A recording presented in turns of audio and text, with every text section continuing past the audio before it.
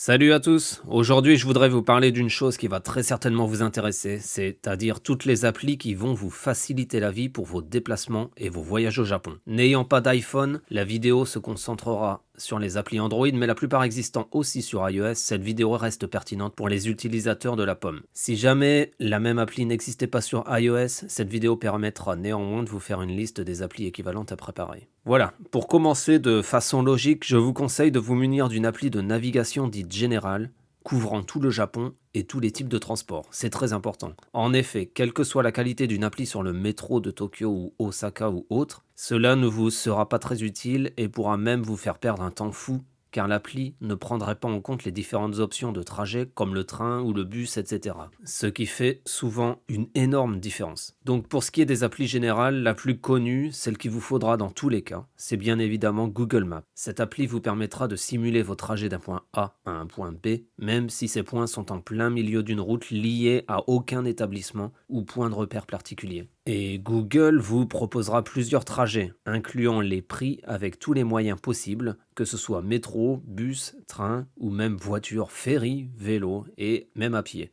Bref, vous connaissez déjà cette appli, je vais m'arrêter là.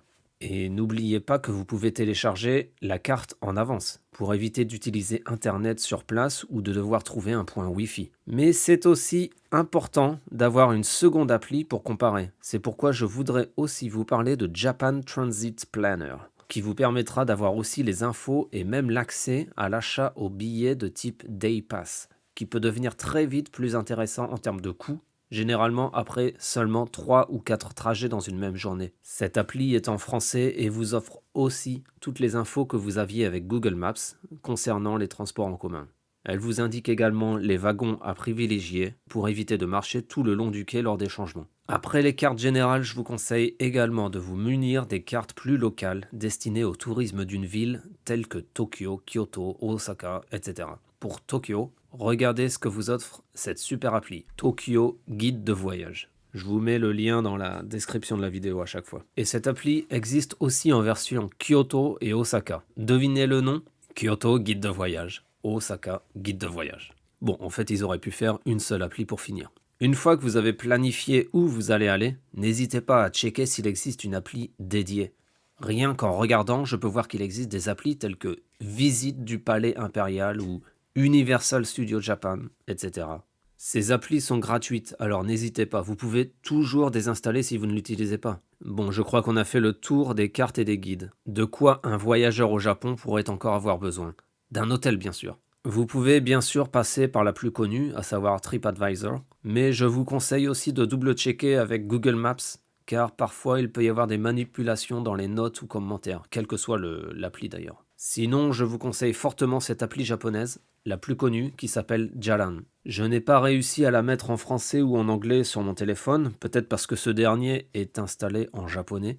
Parfois, certaines applis choisissent la langue du système sans laisser le choix. Car je vois que le site jalan.net permet d'afficher en anglais. Par contre, toujours pas en français. Ensuite, il vous sera très certainement utile de consulter les guides de restaurants, même si selon moi le mieux est au final généralement de choisir sur place sur le coup.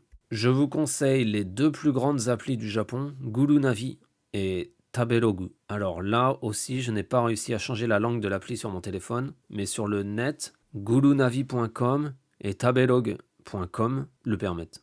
Ce qui me fait penser que ça serait bien que je fasse une vidéo dans le futur sur tous les restos, et en particulier les chaînes de restos, car plus abordables dans le futur. Si ça vous intéresse, dites-le moi. Alors maintenant, une appli qui va peut-être vous sauver la journée, à savoir un mapping de toutes les toilettes publiques du Japon.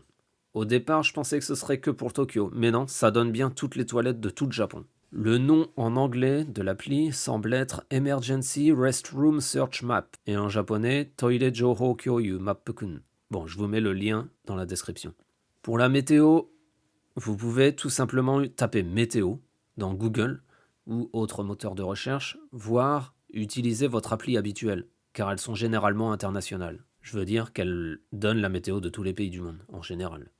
De mon expérience au Japon, j'ai toujours trouvé que Yahoo Tenki donne les meilleurs résultats, ainsi que les détails en direct des typhons, tremblements de terre et tsunamis, mais dommage, l'appli ne s'affiche qu'en japonais. C'est vraiment dommage. Et pour finir, n'oubliez pas que Google Lens peut vous traduire en direct tout ce qui passe devant sa caméra, que ce soit le menu que vous avez dans les mains, une carte dans la rue, un nom de bâtiment, etc. C'est magique. Et vous avez également maintenant des applis de plus en plus performantes de traduction automatique instantanée dans les deux sens, comme Papago, vous avez encore le lien dans la description, ou Poketalk, qui, je me souviens, je les avais déjà vus il y a quelques années, ils avaient sorti un traducteur de poche qui se transporte. Donc Poketalk, comme je viens de le dire, vend même ceci en format physique, ce qui peut vous sauver si vous n'avez plus de batterie dans votre téléphone par exemple.